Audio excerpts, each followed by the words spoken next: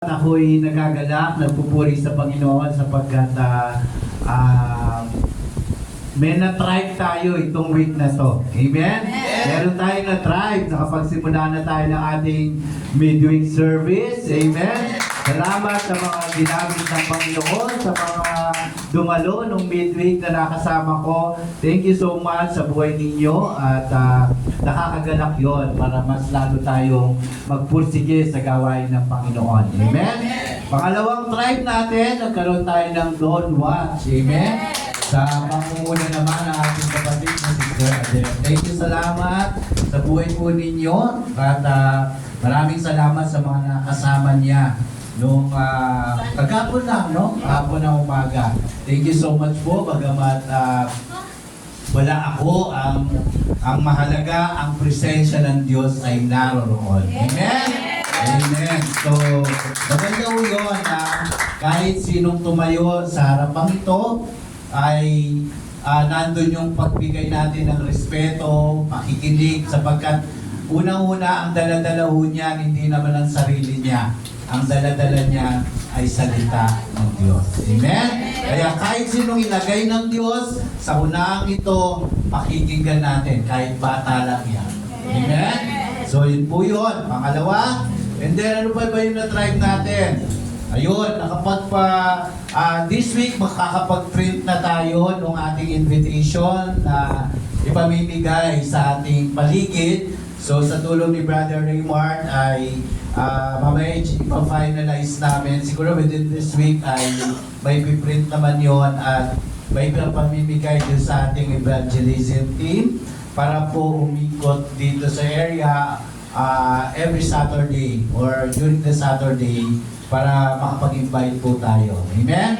So yung tama ba ako, si Rosie, yung ating leaflets, tracts ay this week din. So magsasabay naman yon, may i-attach yun dun sa invitation na ginawa natin. Amen? So soon, siguro itong project natin dito ay magagawa na rin natin para by first week of March ay makapag-start na rin tayo, may gawain na rin yung mga chikiting natin dito. Amen? So meron na rin. So unti-unti tayo ay sinasamahan ng Diyos upang ang kanyang mga gawain ay maging maayos. So sa lahat ng pagkakataon, syempre, hindi lang yon sa gawa ng isang tao, kundi sa sama-sama nating pagtutulungan. Amen? Kapag tayo ay sama-samang nagtutulungan, nandoon yung pagsama din sa atin ng Panginoon. Amen? Amen. Praise God. At yung buong linggong ito ay naging mabunga at mapagpala sa ating iglesia. Amen? So sana po ay magtuloy-tuloy yung ganito. Okay. So this week ay sa ating week 2 series ay pinag-uusapan po natin yung trust expressed through obedience. Okay? Yan po yung ating tatalakayin sa serye natin sa buong isang linggong ito. At yun yung ating week 2 series. Okay? Trust expressed through obedience. Pagtitiwala daw po ay nakikita sa pamamagitan ng pagsunod. Okay? So kung nakikita niyo yung ating background picture, andyan si Abraham. Ano kayang ginawa niya? Di ba? So, ano kayang ginawa niyang sacrifice? Ano kayang ginawa niyang pagsunod sa Panginoon? At upang yung pagtitiwala niya sa Diyos ay mapatunayan din ng Diyos na ang taong ito ay marunong sumunod whatever cost. Amen? Amen. Alam niyo po mga kapatid, pakinggan ninyo ito. Hindi po problema ng karamihan ang paniniwala sa Diyos. Kasi lahat naman ng tao, pag tinanong mo kung naniniwala sa Diyos, sasabihin niya, oo naman, naniniwala ako sa Diyos. Ang problema po ay marami ang naniniwala sa Diyos, pero hindi sumusunod.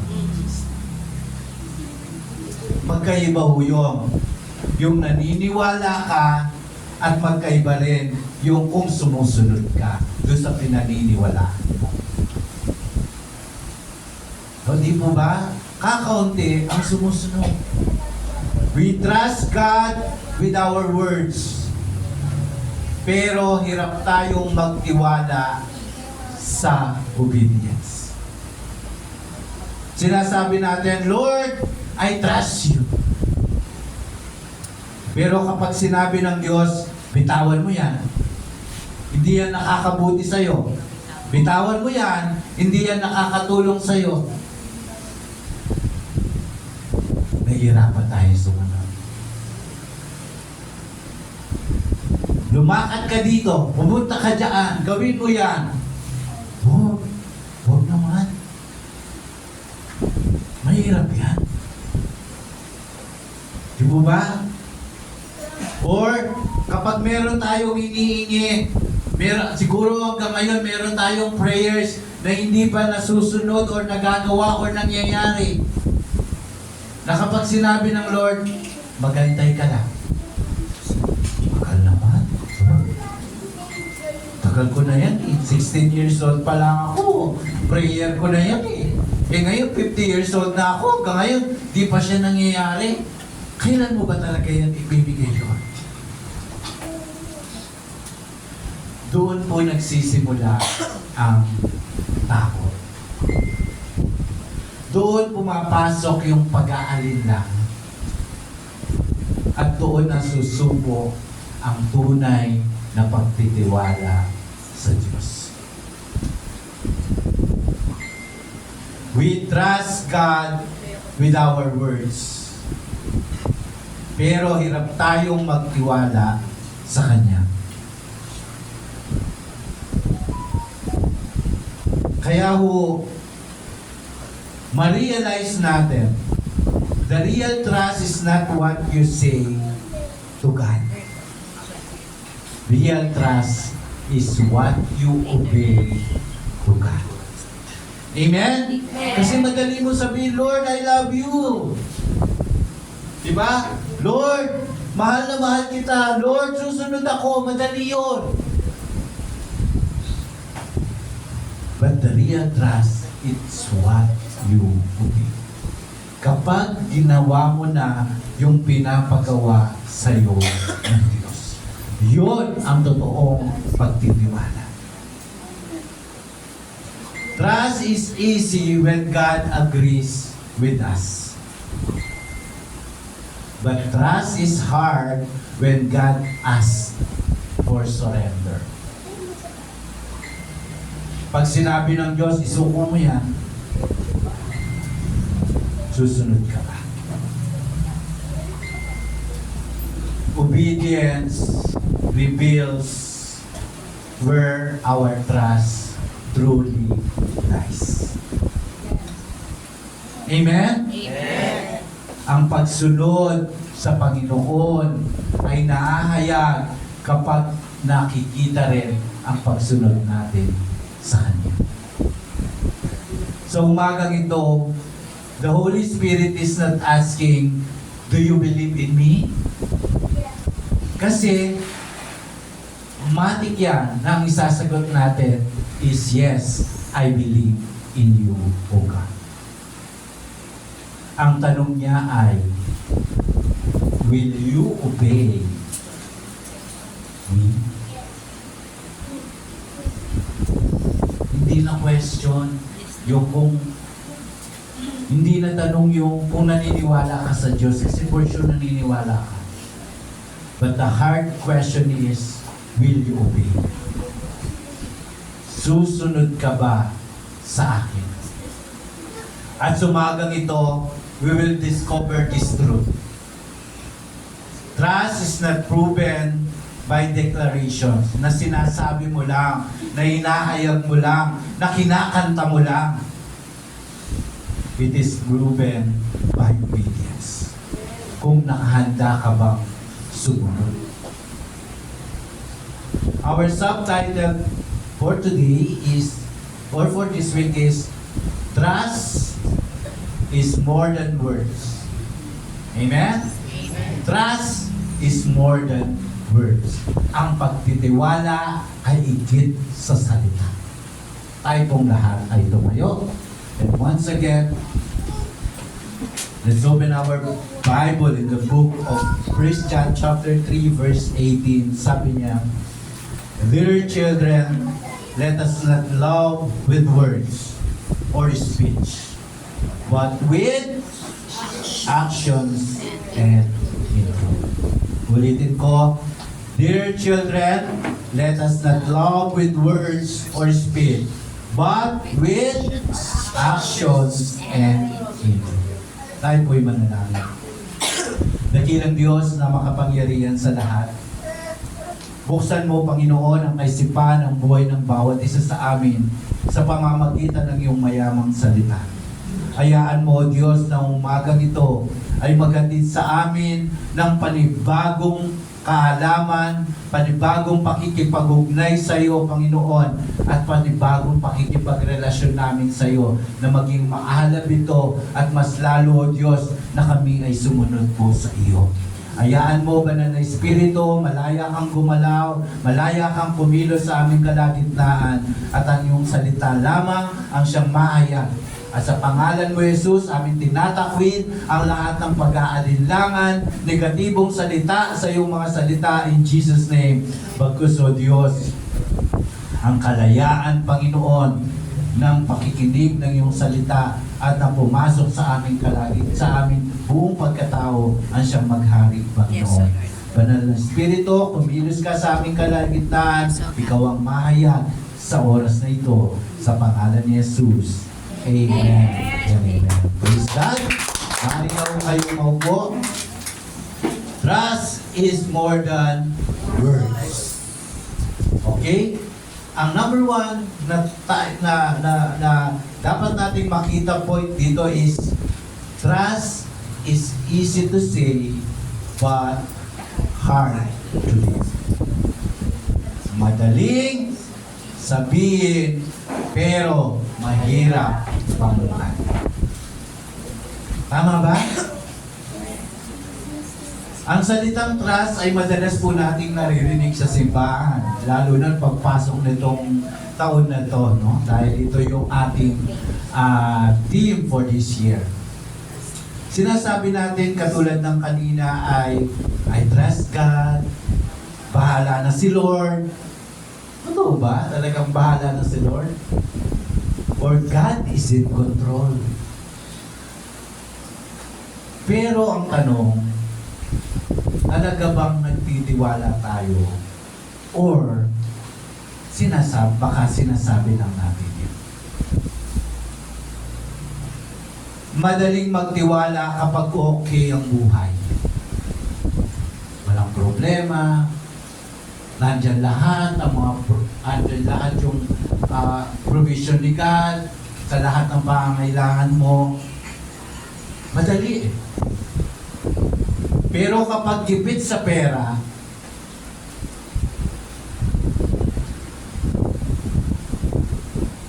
ano tayo? Kapag nasaktan tayo sa isang relasyon, ano tayo? Sino tayo? At kapag matagal ang sagot sa ating mga panalangin, ano tayo? Again, sino tayo?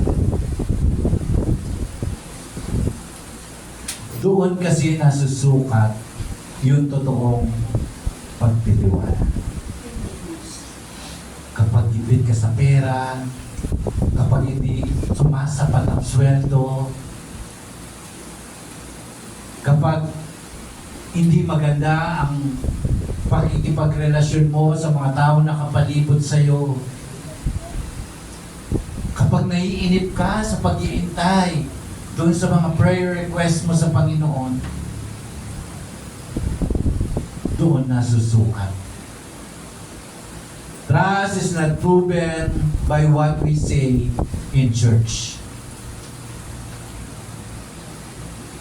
but by how we live when life is uncertain.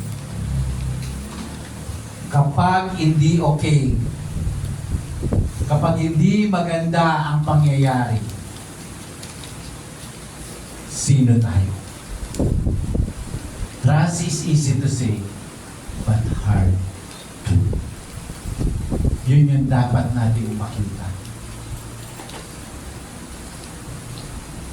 Sino ba talaga? Kapag nandun na ako sa ganong sitwasyon, mga sitwasyong hindi ko nga inisip na mangyayari sa akin, mga sitwasyong hindi ko nga inakala na magaganap sa pamilya namin, o mga pangangailangang hindi ko inisip na kakailanganin ko. Paano natin tinatayuan ang mga bagay nito? Amen? That's trust is easy to say, but hard to do. Number 2 points. Trust that stay in words only. Yan po yung tinatawag nating false trust. Ano-ano itong mga to? Number 1, ito po yung mga signs of trust na salita lang, pero kulang sa gawa. Okay. Number 1, we pray but still panic constantly. Tama? Nananalangin ka, pero after mong manalangin, ganun pa rin, warrior ka pa rin, nag-worry ka pa rin. Yan ang silbi ng panalangin. Di po ba? We pray but still panic. Pag po ganyan yung attitude natin, ibig sabihin, ang pagtitiwala mo ay nasaan lang? Sa salita lang. Pero walang gawa. What's the purpose of praying? Ano po ba yung dahilan? Bakit tayo nananalangin? Amen? Upang ibigay, paubaya ang lahat ng ito sa Panginoon. At yun ay may kalakip na ano? Pagtitiwala. Pero kapag after all these things na ginawa mo, nanalangin ka, pero nagpapanik ka pa din, that's a sign na ang iyong pagtitiwala ay nasa salita lang. Okay po? Number 2, we say God will provide, but disobey His provisions. His principles are. Ano ba principle ng Diyos in terms of giving? Diba? Ano? Eh, may bibilin ako. Bibigay ko pa ba to? Diba? Eh, may bibilin ako. Yung aking tithes and offerings, eh, hindi ko muna, pass muna ako this week. Baka sabihin din sa'yo ng Lord, okay lang. Pero pass ka din next week sa akin. Pass ka pala eh. Di, okay lang din. Wala namang mawawala doon, di ba? Pero, pass ka din. Di ba ba? We say God will provide. Sinasabi natin yon, pero pag, ito na, pahirapan, urong sulong, ibigay ko ba? Hindi. Ilalagay ko sa sobre o hindi? Di ba? We say that, and sometimes, kapag ganun tayo, ito po ay isang sinyales ng ating pagtitiwala at pagsunod sa Diyos ay in words only. Salita. Di po? Number 3, we declare faith but refuse to surrender control.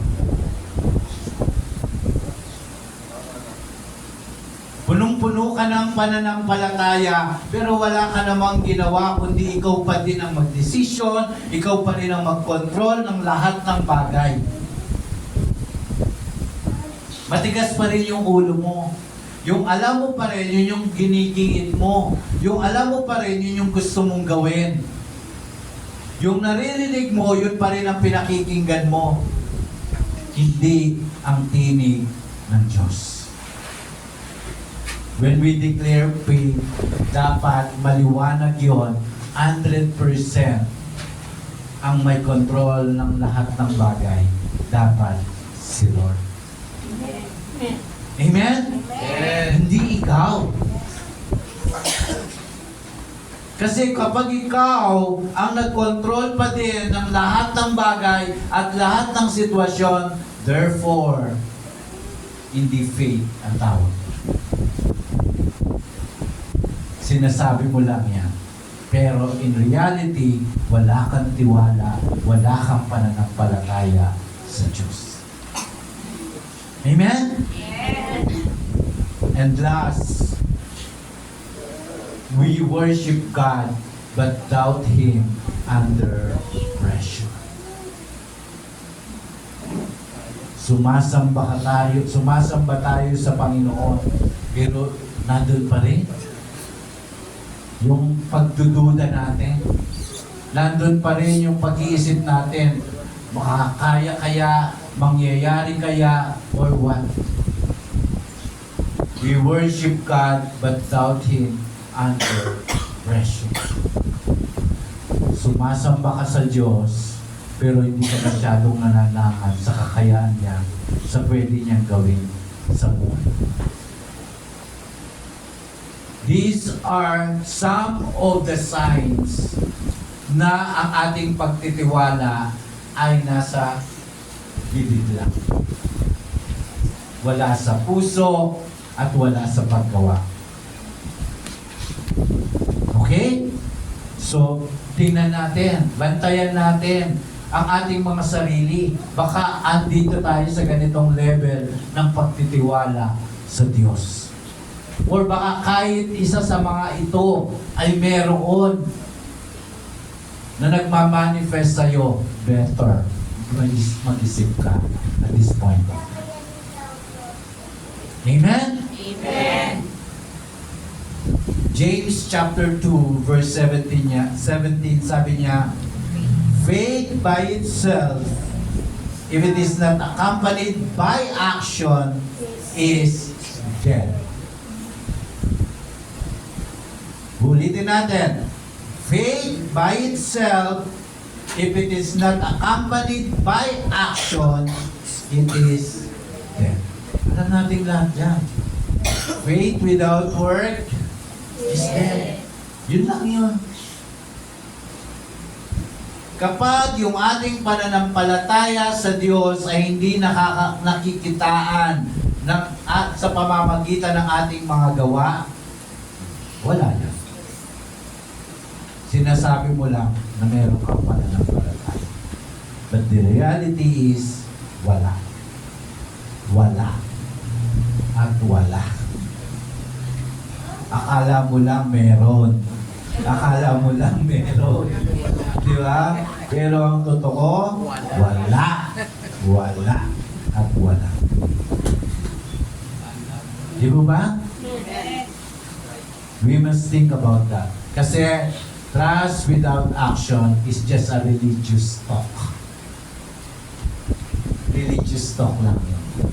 Taong simbahan ka lang. Pero walang action.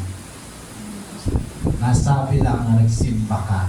Nasabi lang na nagsisimba ka. Nasabi lang na palasimba ka.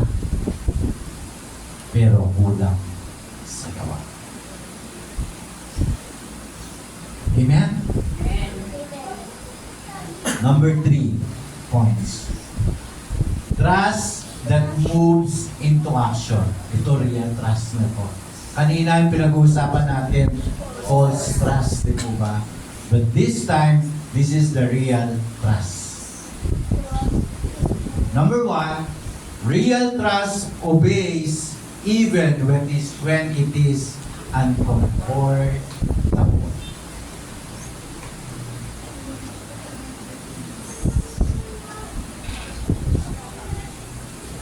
At yan po yung nangyari sa buhay ni Abraham. In Genesis chapter 2, ay in Genesis 22, chapter 22, na God asked him to offer Isaac. Diba? Grabe. Ang tagal ko nang nananalangin na magkakaroon ng anak. Di ba?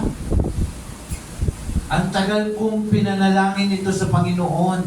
Pero, nung nagkaroon ako, yes, answered prayer ako. Pero, ngayon, ang gusto niya, ihandog ko siya sa kanya. Ano bang naging attitude ni Abraham? Kung kayo ang magulang, syempre hindi kayo papayag. Kaya pinag-uusapan natin that real trust obeys even when it is uncomfortable. Never na nakipag-argue si Abraham. Never niyang question ng Diyos. Never niyang sinabi, Lord, bakit naman? Lord, baka naman pwedeng iba na lang ang ipagawa mo. Never nga siya nagbigay ng options.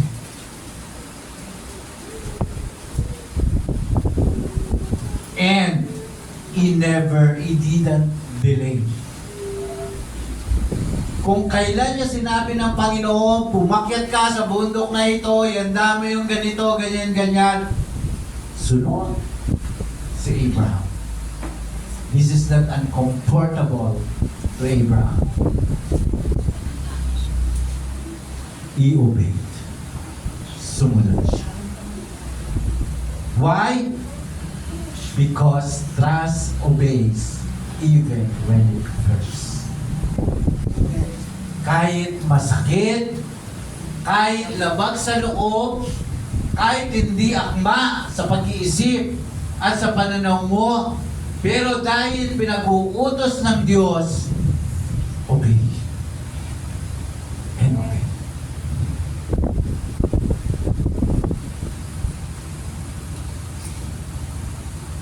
Sumunod siya. And God, inalaw ng Diyos at yung pinangako niya kay Abraham, ginawa pa din ng Diyos. Ano? Siya ang naging ama ng maraming lahi. Antayin nyo nga yung Father Abraham and his children. Di ba? Father Abraham. Di ba? So, sinunod pa din ng Panginoon. Eh, kala niya katapusan na nung kay Isaac. Paano dadami ang lahi ko? But still, tingnan nyo, kapag sumusunod ka sa Diyos, may kalakip na biyaya ka. Amen? Amen? Hindi ka naman nilalagay ng Diyos sa isang sitwasyon na alam niyang madidihado ka.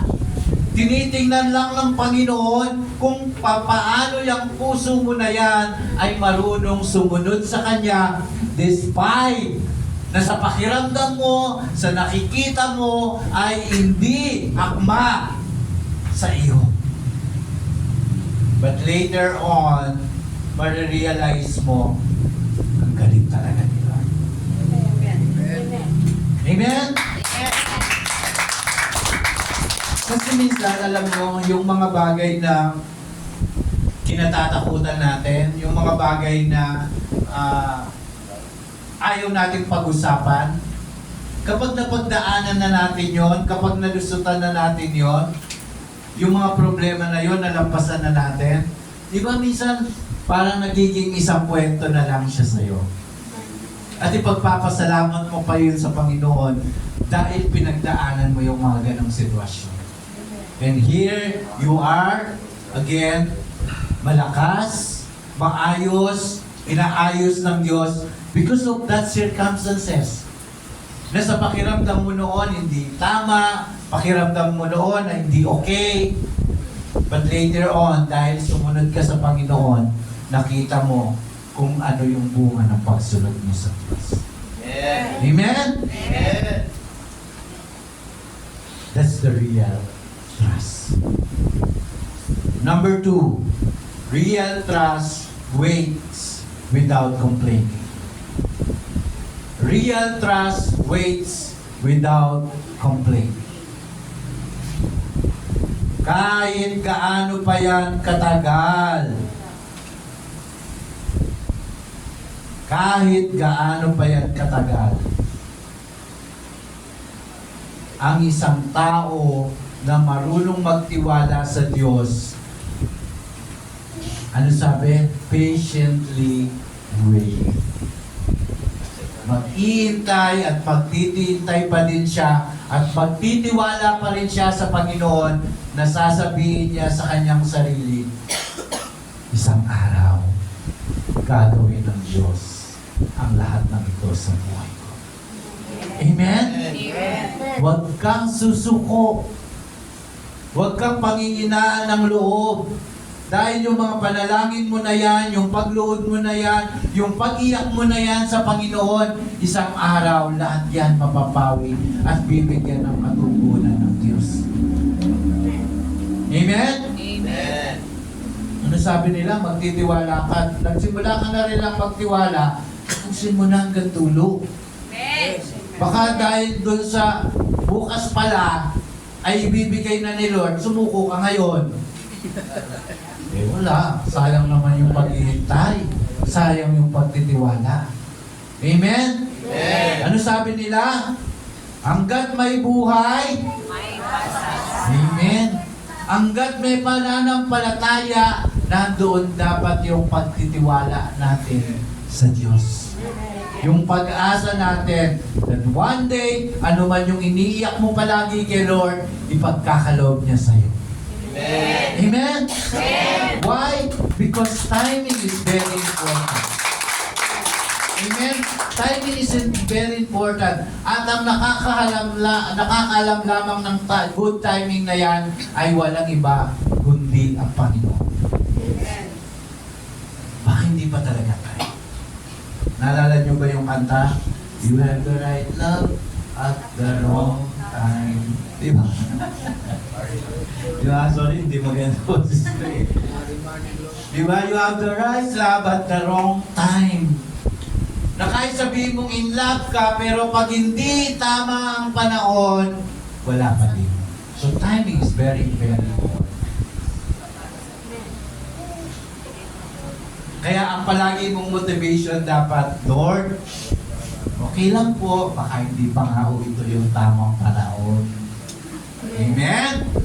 Kasi kapag tamang panahon na yan, ay nako, kahit hindi mo ibigay, kahit hindi mo ingin, ibibigay yan ng Panginoon. Amen? Kasi timing is very, very important sa Panginoon talaga. He created 7 days. Create niya yung lahat ng bagay na yan with timing. Hindi niya ho yung basta-basta create lang.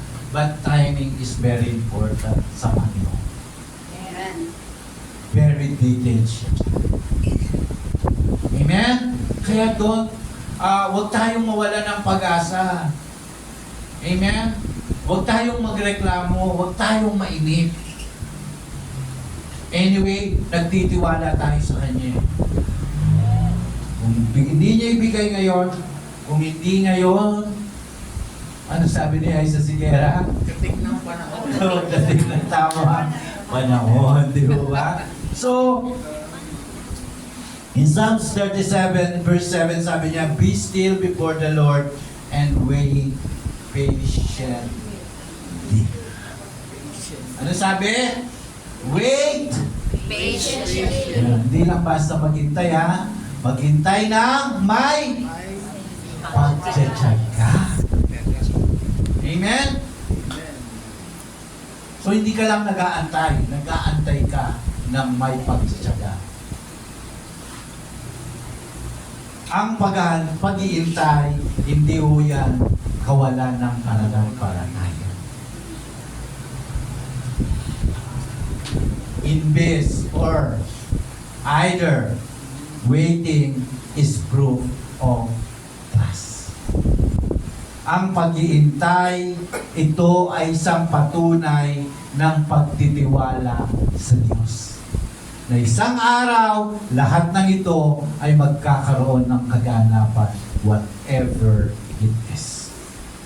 ano man ang desire ng puso mo, mangyayari. Amen? Ako, tanggap ko na hindi ako magkakaroon ng buhok na.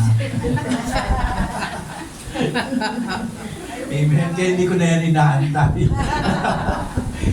It's a matter of acceptance lang, di ba?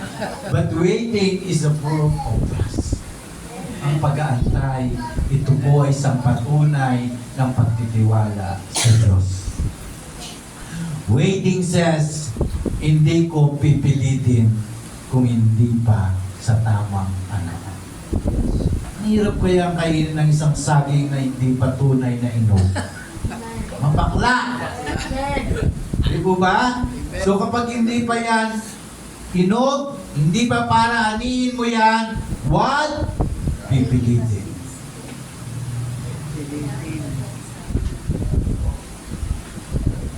Hindi ako magsushortcut.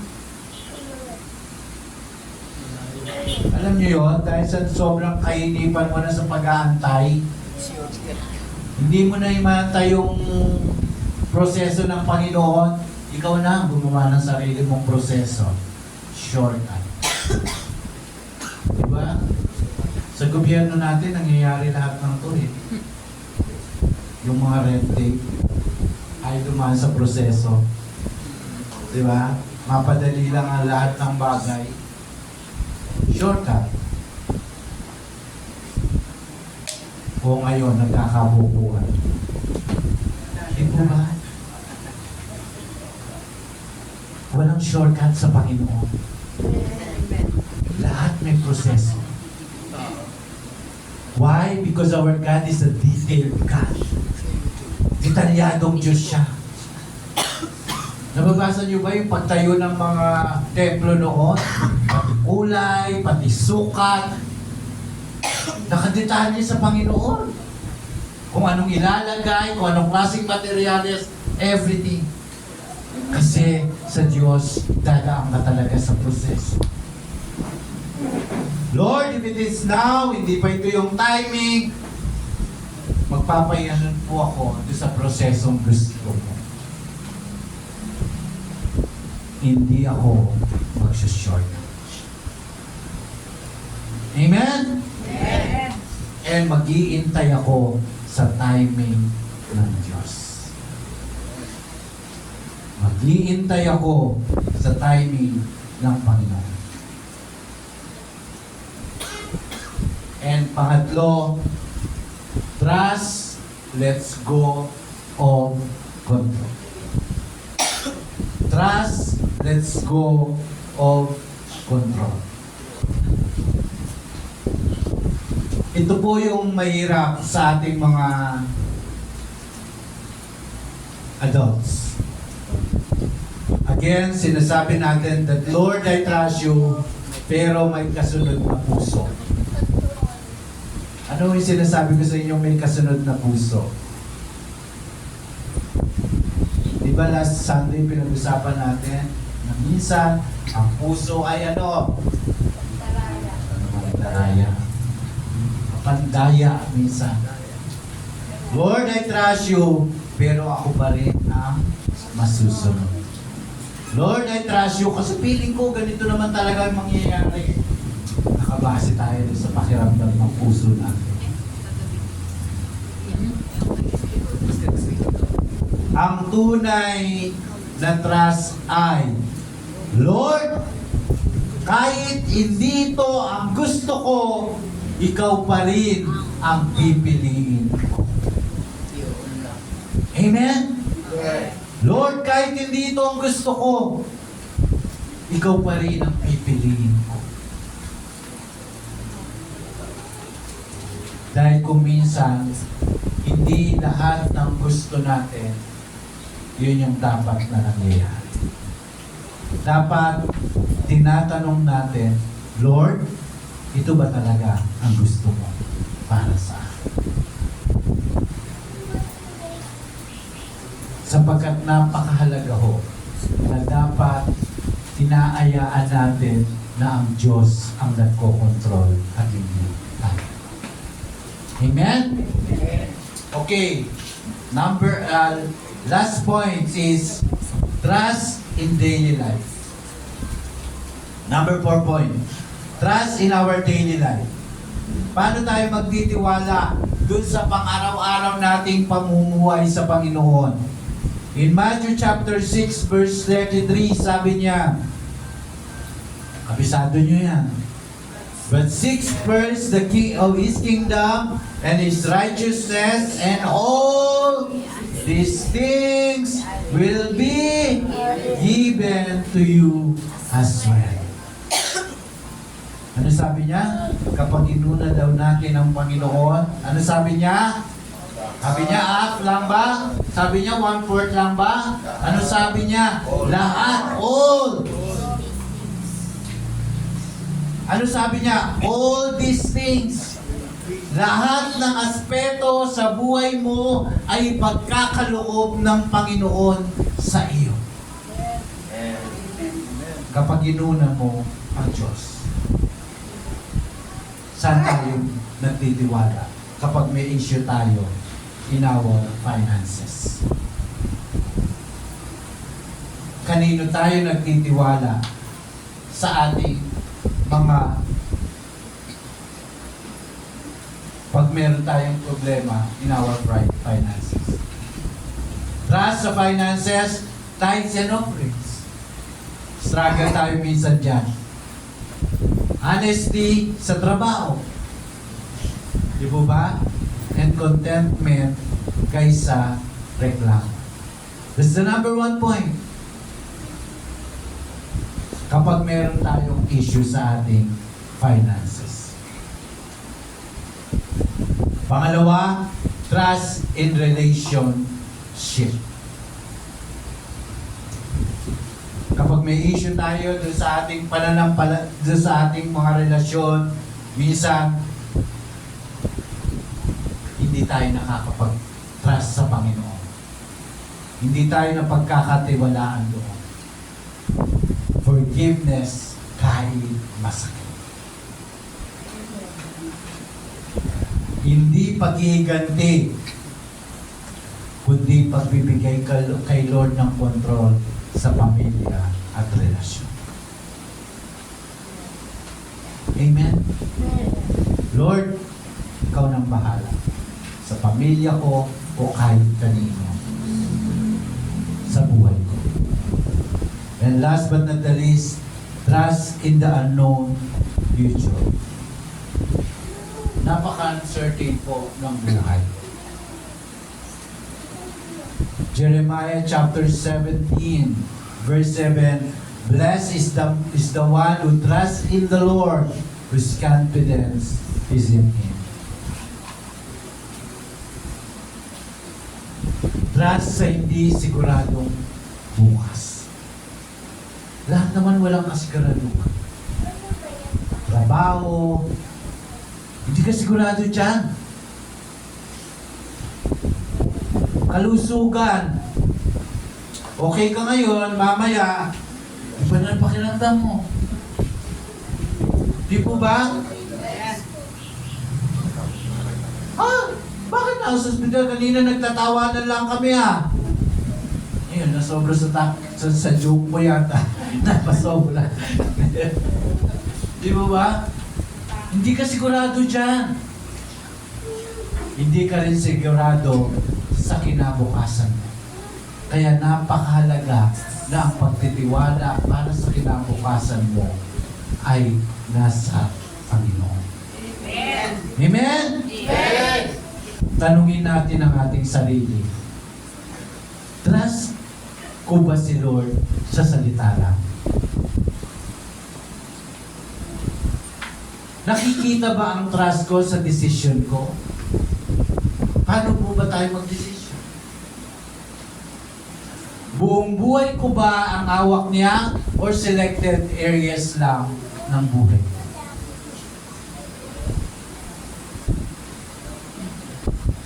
Lord, pag love life, ikaw na bahala ha. Pero pag pera, Lord, ako na magkokontrol ha.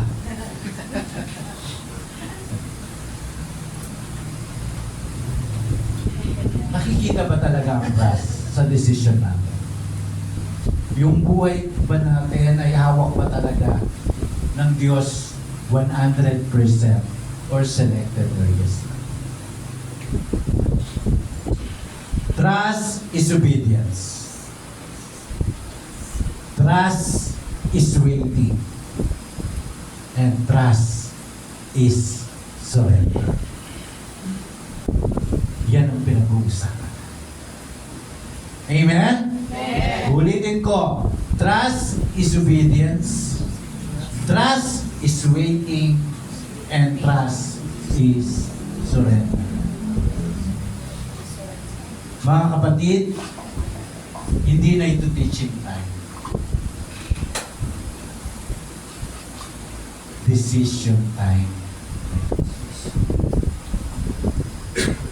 Marami sa atin ang marunong magsabi ng Lord, I trust you.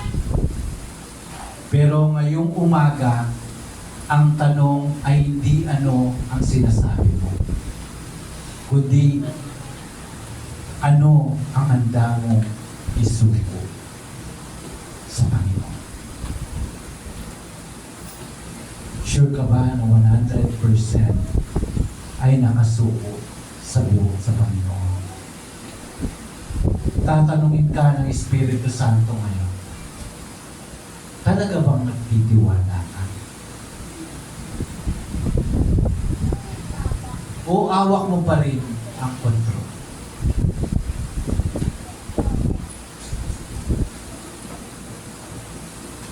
Kasi hindi pwedeng trust sa salita. Pero fear sa puso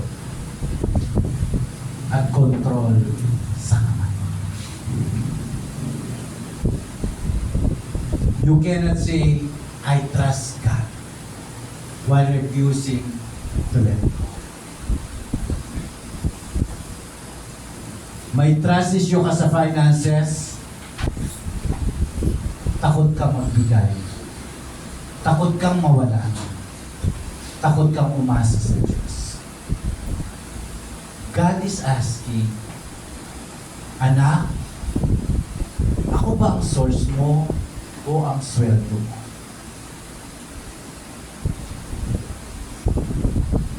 Tinatanong ko tayo ngayon, Panginoon, sino ba talaga ang source natin?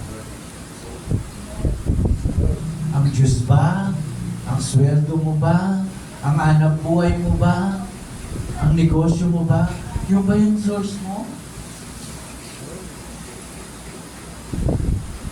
May relasyon kang hindi mo ibinibigay kay Lord. May sama ng loob, may sugat, may bitterness. Hindi gagaling ang puso mo kung ikaw pa rin ang bayakap. Tayo pong lahat ito.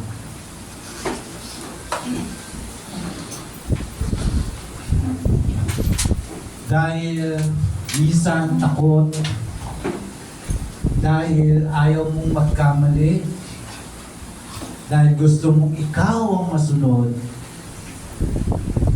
mga kapatid, delayed obedience is still disobedience. Trust will cause you comfort. Trust will cause you control. And trust will cause you pride. Pero tandaan mo ito, anything you surrender to God, He can redeem. Amen? Anything you keep from God, yung ikaw ay pagod na mag-control, pagod na magpanggap na okay lang ang lahat, pagod na magsalita ng trust, pero ang daming takot sa buhay, inaanyayan tayo ng Diyos. Hindi Kanya pinipilit, pero tinatawag Kanya.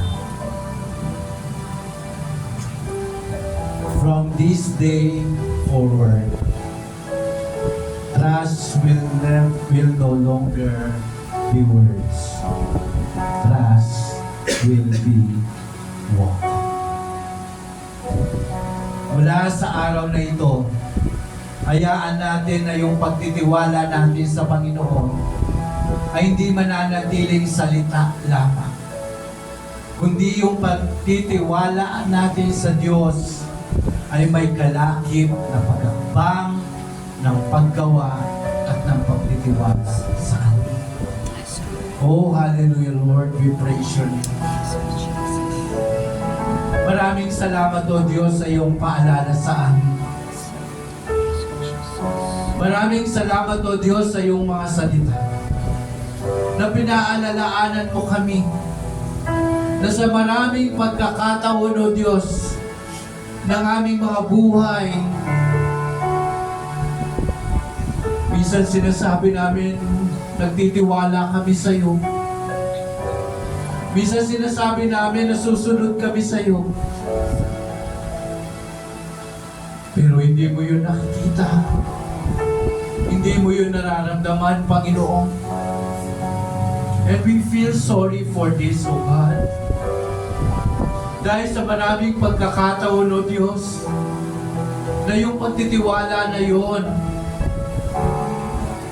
ay walang halong pagsunod. Nakikitaan mo pa rin kami ng pagkatakot.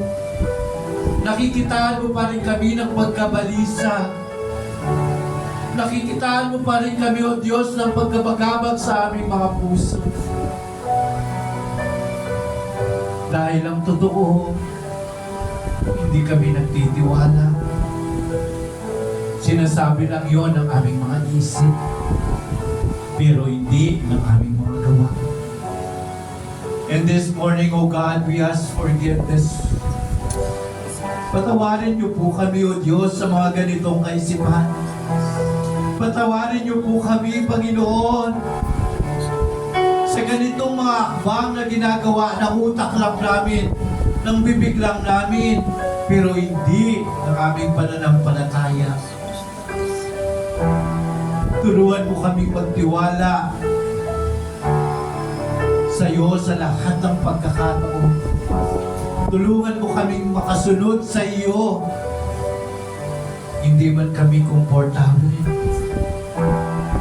Hayaan mo ang buhay na ito, Diyos, ay maisuko namin sa iyo ng buong buo, whatever it costs, na mayroong pagsunod ng pananampalataya at pagtitiwala sa iyo. We offer once again, O God, yung buhay namin. Buhay na tanging sa iyo lamang magtitiwala.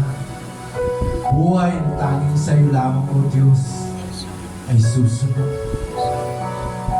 We thank you, O God. In Jesus' name, Amen. Amen.